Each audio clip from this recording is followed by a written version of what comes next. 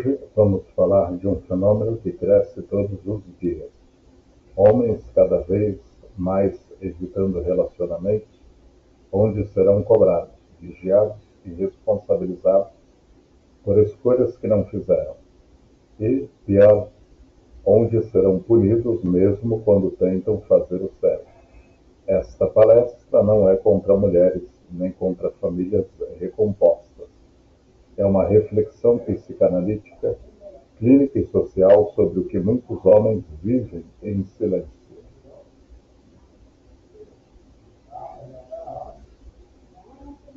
Porque os homens fogem não das mulheres com filhos, mas das estruturas que os responsabilizam por tudo e os reconhecem por nada. Homens não estão fugindo de mulheres com filhos. Isso é superficial demais. O que eles estão realmente evitando são estruturas afetivas e sociais que vão responsabilizá-los por tudo e reconhecê-los por nada. Eles não temem maternidade. Eles temem ser engolidos por dinâmicas pré-existentes, por expectativas que não criaram e por papéis que não escolheram ocupar. E isso aparece na clínica todos os dias. Responsabilidades que não escolheram. O que muitos homens relatam é: eu entrei na relação para ser parceiro, não para ser pai de alguém que já tem pai. Exemplo clínico: um paciente de 38 anos, bem-sucedido, separou-se após 11 meses de relação. Ele dizia: Alan, eu virei pai de um dia para o outro. Eu pagava comida, escola, plano, tudo. Mas quando a criança fazia algo errado, eu não podia falar absolutamente nada. Ela dizia: ele não é seu filho, não se meta. Mas quando o boleto chegava, aí eu era o pai. Ele carregava a frustração de ter sido transformado em provedor sem vínculo, fiscalizado em cada movimento e punido sempre que tentava exercer a mínima autoridade. Ele não fugiu da mulher, ele fugiu do contrato invisível que o colocou como responsável por uma família que não era dele. Cobranças emocionais e financeiras que não pediram. Muitos homens entram achando que vão compartilhar vida, mas percebem que vão compartilhar conta, rotina e problemas, sem compartilhar respeito. Exemplo clínico: um jovem de 29 anos dizia: eu comecei pagando um lanche, depois o supermercado, depois o material escolar da filha dela. Quando percebi, eu pagava metade da casa. Eu pedi ajuda e ela disse: homem tem que ser homem. Mas eu não era o homem dela, Alan. Eu era o caixa eletrônico. Ele descrevia sessões de humilhação emocional, onde qualquer frustração da parceira era transformada em acusação. Você não faz nada por nós. Mesmo sustentando, esse tipo de cobrança constante cria um ambiente onde o homem não é amado, é utilizado. Crianças que não podem educar, mas das quais se espera que sustentem.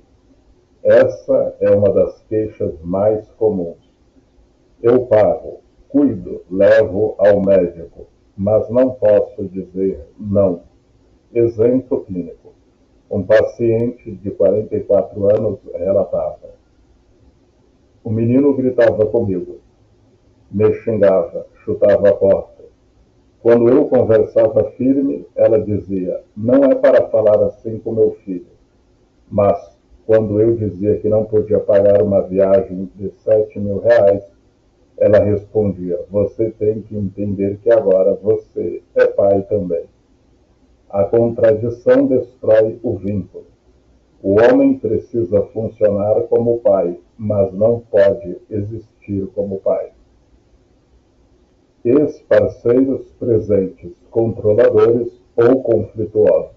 Outro ponto comum: o homem percebe que, ao entrar na relação, não existe apenas ele e a mulher.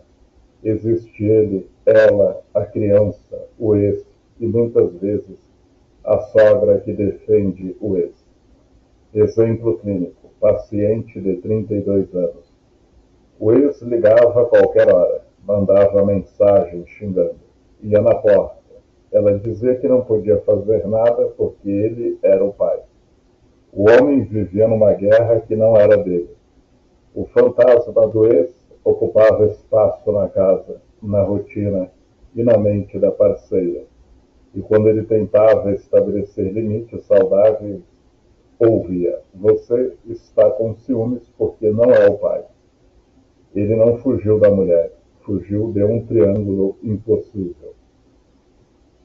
A narrativa moderna que culpa o homem simplesmente por existir.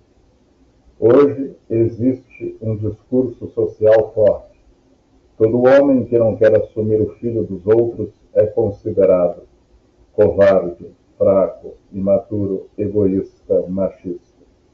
Mesmo que o mesmo discurso diga: mulher não é obrigada a aceitar nada.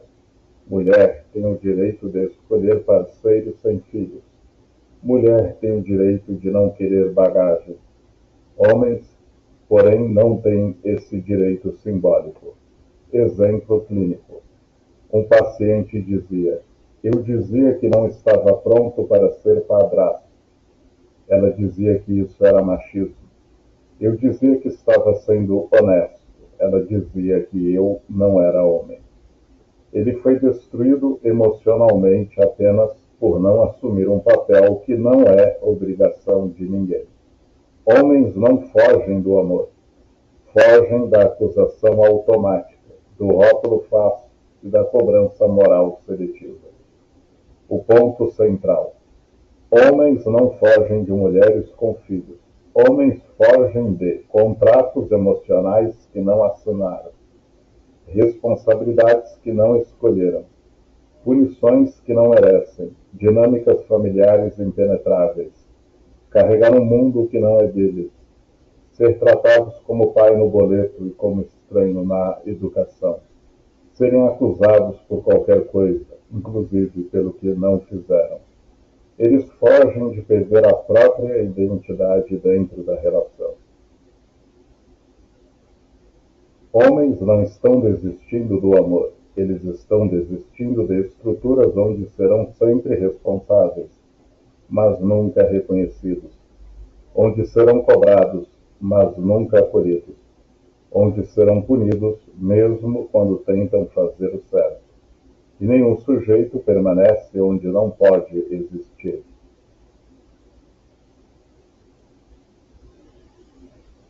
O olhar psicanalítico. A questão não é a mulher ter filhos. A questão é o que isso implica para o homem dentro das estruturas psíquicas, simbólicas e relacionais que já estão instauradas. A psicanálise mostra que o problema não é o fato em si, mas como o sujeito é lançado em uma narrativa que não é sua e que exige dele papéis que ele não pode, não quer ou não tem autorização para exercer. Freud, a angústia do não escolhido. Freud nos lembra que a maior fonte de sofrimento psíquico não é a dor física nem a frustração do desejo. A maior fonte de angústia é ser empurrado para destinos que não escolheu. E é exatamente isso que muitos homens sentem quando entram em uma relação onde já existe um filho, já existe um pai, já existe uma rotina, já existe uma história e já existe um conjunto de lealdades anteriores. O homem percebe que não está entrando numa relação, ele está entrando numa estrutura familiar já montada, com regras prévias, lugares pré-definidos, conflitos herdados e expectativas silenciosas. É como se dissesse psicologicamente: eu estou entrando numa vida que já estava em andamento. E agora esperam que eu me adapte, mas não que eu seja a parte. Para Freud, isso produz angústia de castração, porque o homem sente que ele não controla o enredo, não escolheu os papéis e não consegue decidir nenhum dos rumos. É como se fosse convidado para um palco onde o roteiro já está pronto e ele só entra para preencher vazio, não para escrever nada. Freud diria que esse homem está vivendo um destino imposto, não um desejo escolhido. O sujeito se angustia quando não controla as condições que o afetam. Freud. A relação deixa de ser encontro e vira aprisionamento simbólico. Lacan, o lugar simbólico já ocupado. Lacan aprofunda isso. Para ele, o sujeito só encontra estabilidade quando encontra seu lugar simbólico dentro da estrutura do outro. O problema é que, nessa dinâmica, o lugar de pai já está ocupado, mesmo que o pai biológico seja ausente. Ausente e presente são posições igualmente ocupadas no simbólico. A função paterna existe e não pertence ao novo homem. O lugar de cuidador é cobrado, mesmo sem autorização para exercer o papel. É cobrado cuidado, atenção, responsabilidade e investimento emocional. O lugar de provedor é exigido. Para muitos homens, o único espaço que resta é o bolso. Você não pode corrigir, mas pode pagar. Você não pode dar limite, mas deve sustentar. O lugar de parceiro é secundário. Ele percebe que sempre ficará atrás do filho, do ex, da maternidade, das demandas práticas, das feridas emocionais acumuladas. Ele é o último na fila. Lacan diria que esse homem está entrando numa relação onde não há lugar simbólico claro para ele. E quando o sujeito não encontra lugar, ele sofre, ele desinveste, ele se retrai, ele vai embora. Entrar no desejo do outro sem lugar definido é caminhar para o impossível. Lacan. Esse homem tenta, mas tudo parece impossível. É um desejo condenado. Winnicott, o ambiente inválido, invível, inviável. Winnicott trabalha com a ideia de ambiente suficientemente bom, que não é perfeito, mas possível. O problema é que muitos homens entram em ambientes impossíveis, sistemas onde devem amar, mas não podem formar vínculos profundos.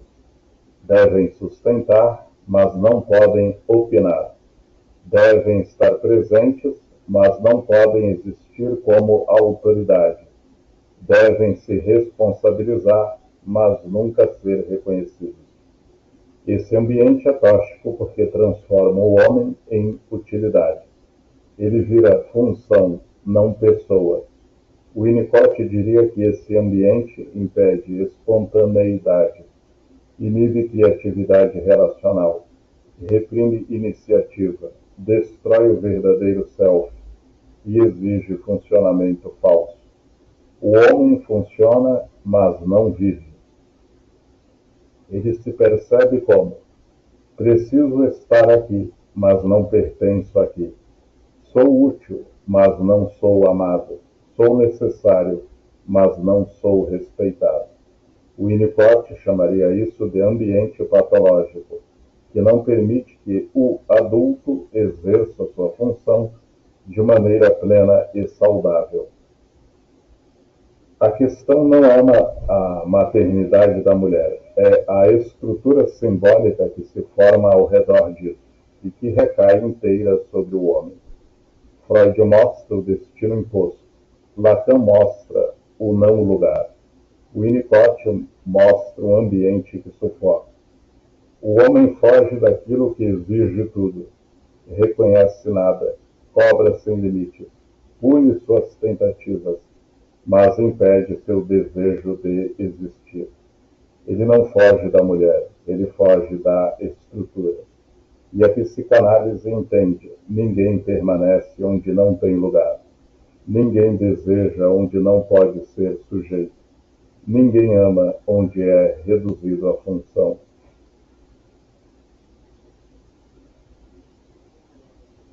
Crianças que o homem não pode educar, mas que esperam que ele sustente.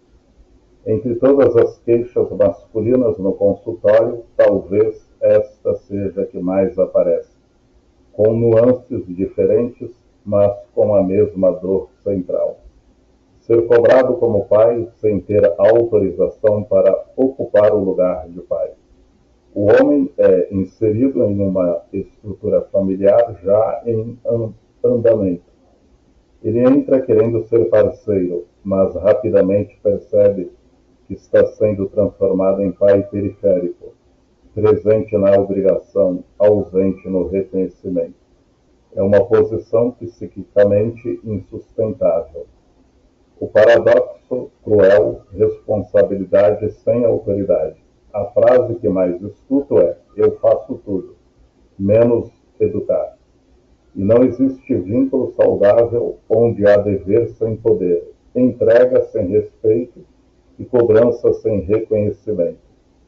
Homens relatam que levam para a escola, ajudam com tarefas, pagam médicos, compram roupas, ajudam na rotina, cuidam quando a parceira está cansada, mas não podem corrigir um comportamento, não podem impor um limite mínimo, não podem dizer agora chega, e não podem chamar para a responsabilidade. Ou seja, ele é pai no boleto, mas estranho na autoridade. E isso adoece qualquer sujeito. Exemplo clínico.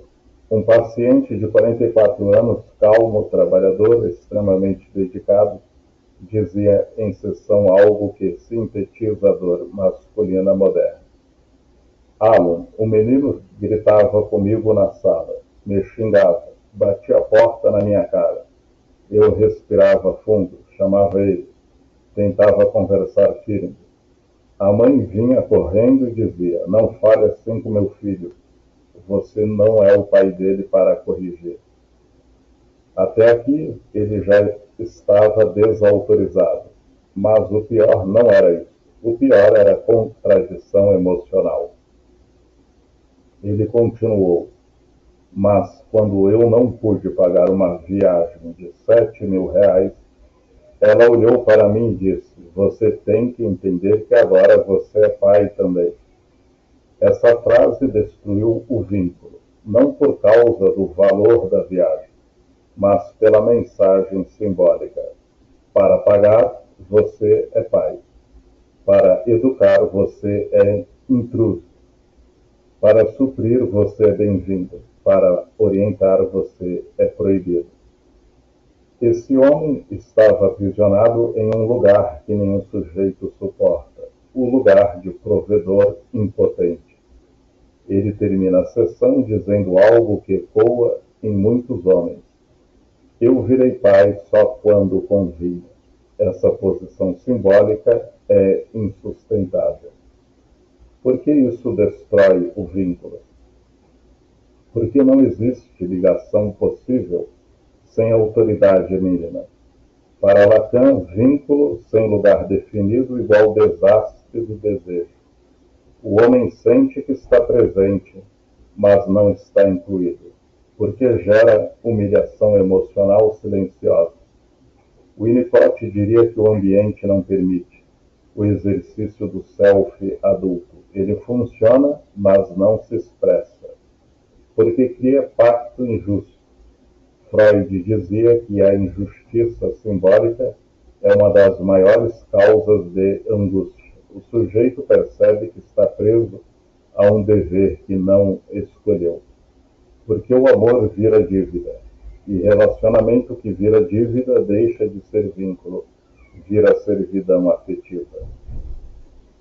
O ponto final e doloroso: o homem precisa funcionar como pai, mas não pode existir como pai. Isso produz frustração acumulada, sofrimento silencioso, raiva reprimida, perda de desejo e afastamento emocional inevitável. Não é falta de amor, não é falta de maturidade, é falta de lugar simbólico. Ninguém permanece onde é cobrado, mas não respeitado. É exigido, mas não autorizado. É responsabilizado, mas não reconhecido. O homem não foge da criança. Foge do sistema que o trata como útil, mas nunca como pertencente.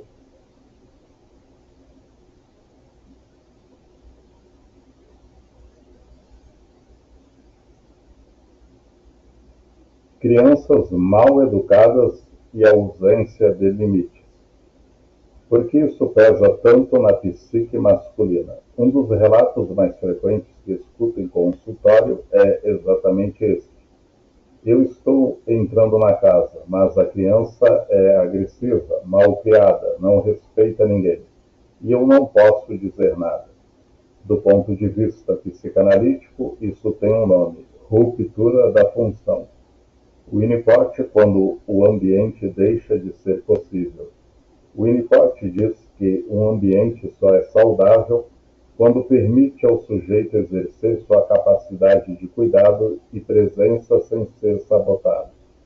Quando um homem entra em uma família onde a criança desrespeita, a mãe impede limites e o parceiro é proibido de exercer qualquer função, então o ambiente não é potencial, é caótico.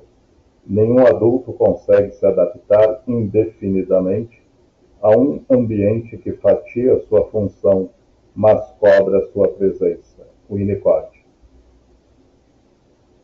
Exemplo clínico. Um paciente de 39 anos descreveu: a filha dela me batia com um brinquedo e dizia: você não manda em mim, meu pai manda mais.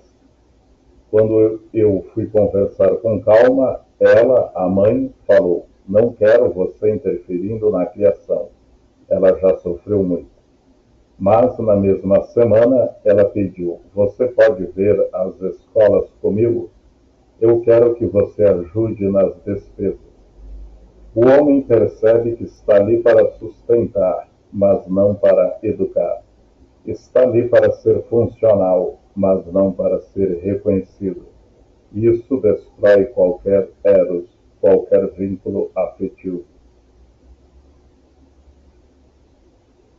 O peso do fantasma do ex. O ex-parceiro nunca vai embora, nem quando vai embora. Na psicanálise, chamamos de fantasma qualquer presença simbólica que permanece ativa mesmo sem corpo presente. O pai da criança é um fantasma constante nas decisões da casa, nas comparações, nos medos, nas conversas, no jeito como a mulher reage ao novo parceiro. A rivalidade invisível. Melanie Klein, toda relação triangular desperta ansiedades primitivas. Lacan, o homem só se estabiliza quando compreende o seu lugar no desejo do outro. Freud, a rivalidade masculina é uma estrutura, não uma escolha.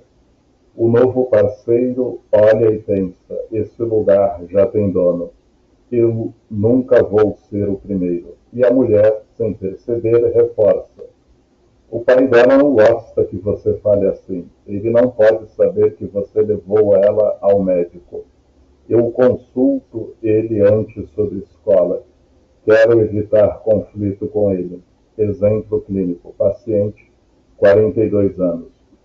Quando eu sugeria algo para a criança, ela dizia: o pai dela já decidiu. Eu não era homem o bastante para decidir nada, mas era homem o bastante para pagar tudo. O ex cria um triângulo permanente onde o novo parceiro é sempre o intruso, nunca o sujeito legítimo. A culpa moderna que pesa sobre todo homem. Vivemos uma época em que o discurso dominante diz: se ele não quiser assumir os filhos dos outros, ele é imaturo. Se não quiser filhos prontos, é machista. Se recuar, é um homem fraco. Mas ninguém pergunta, e as responsabilidades que ele não escolheu, e as expectativas que não combinam com direitos, e a ausência total de reconhecimento simbólico. O homem contemporâneo é acusado por tudo, até pelo que não fez. Se aproxima, é controlador. Se coloca limite, é agressivo. Se diz não posso pagar isso, é irresponsável.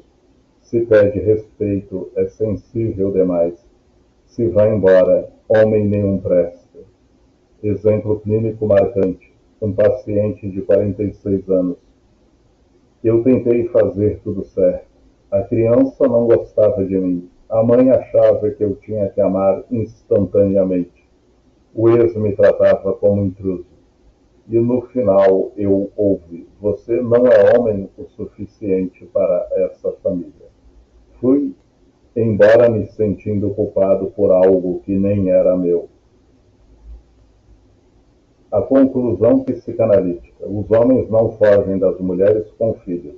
Eles fogem de responsabilidades que não escolheram, papéis que não podem exercer, funções cobradas sem reconhecimento, crianças sem limites que não podem educar, ex-parceiros que continuam governando, culpa social que recai sempre sobre o homem, ambientes emocionais inviáveis, relações onde o desejo do homem é sempre o menor desejo. Eles fogem, em última instância, de um lugar onde não podem existir como sujeitos.